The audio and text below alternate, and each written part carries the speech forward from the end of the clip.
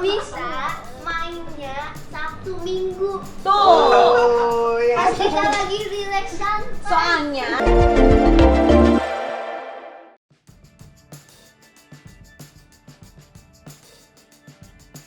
di momen Ramadan ini, ada hal berbeda yang dilakukan oleh Raffi Ahmad dan Nagita Slavina.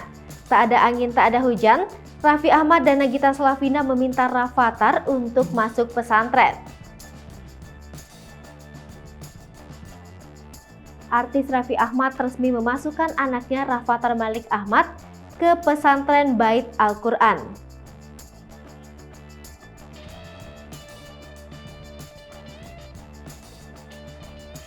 Hal itu terlihat dalam unggahannya di Instagram Story pada Rabu 27 April 2022.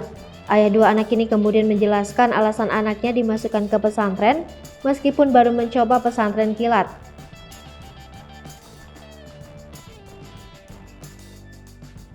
Di bagian feed Instagram sendiri, Raffi Ahmad membagikan potret-potret Rafatthar Malik Ahmad saat menjalani harinya di pesantren.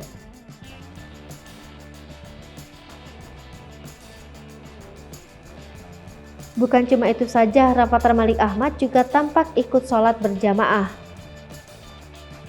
Unggahan tersebut pun sontak jadi sorotan. Banyak dari netizen yang terharu melihat cara didik Raffi Ahmad dan Nagita Slavina pada anaknya.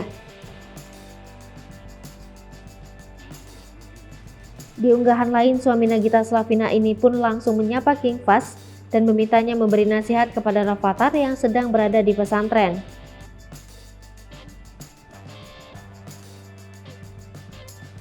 King Fahz pun langsung menyanggupi permintaan Raffi dan memberikan sepatah nasihat kepada Rafatthar. Dia juga mengingatkan temannya itu agar tidak selalu terpaku pada gamesnya.